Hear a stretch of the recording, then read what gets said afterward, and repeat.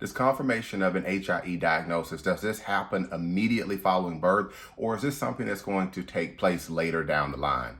This is usually a question that's asked to us either by grandparents or family members or friends, and what has happened is a baby has just had a pretty traumatic birth, and they may have heard this term HIE, they've done some research on it, and now they've got questions as to what's going on because they now understand that this is a traumatic brain injury.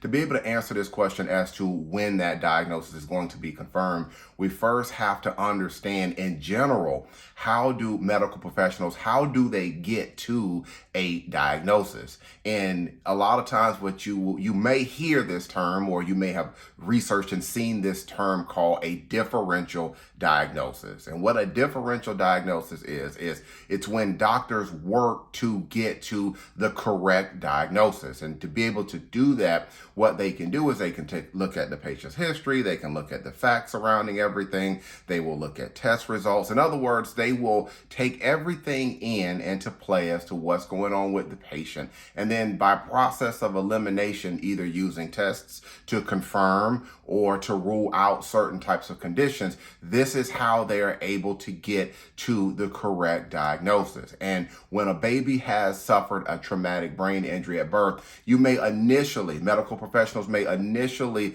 talk about a possible HIE diagnosis. And they may be saying this because of what happened either during labor and delivery. Maybe there were some concerning readings on the electronic fetal heart monitor. Maybe they had to move to an emergency C-section. Maybe there was meconium or meconium aspiration syndrome. Maybe all of these types of things were going on. And now, based on what's going on with the baby, they may preliminarily think of an HIE diagnosis. And when they can get all the other pieces together, usually this will be brain imaging and scanning and other types of tests in. Once this is complete, then the doctors and medical professionals, they can now confidently be able to tell a family yes, or they can confirm that the baby has suffered a traumatic brain injury like HIE. So the short answer is that it will depend. It will just depend on what happened, the facts and the circumstances surrounding the baby's birth and the testing and everything that was done subsequent to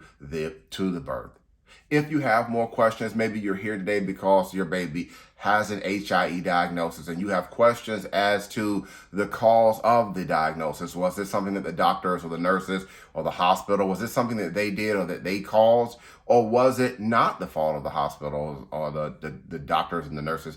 Was it genetic? Was it developmental? If you have all of these things going on, what I invite you to do is to go get your phone and call the telephone number that you see down below on the screen and call and talk with my office. Talk with us about your concerns. This is what we do. HIE issues, cerebral palsy issues, MAS, shoulder dystocia, birth injury. This is what we do. And remember, it costs you absolutely nothing initially to talk with us about your baby's story. When you call my office and you talk to my secretary, be sure to pick a date and a time to get on our calendar. That is important so we can know when to call you back and to talk with you about everything. Before I get out of here, I practice law here in the state of Maryland. I know from time to time, I have individuals who will contact me. They are in the United States, but they may not necessarily be in the state of Maryland. If this is you, if you contact me and you're not in Maryland, understand that we have to use what we call co-counsel or local counsel. In other words, an attorney in your state. And that's something that we can work to help you with. But I just want to make sure that you understand that co-counsel or that local counsel aspect of things if you are not here in the state of Maryland. All right, that's going to be it for today's quick educational video. Again, I'm Marcus Boston, and I'm one of the childbirth injury and medical malpractice attorneys practicing law here in the state of Maryland at Boston Law Group, LLC. We'll talk with you next time. Take care. Enjoy the rest of your day.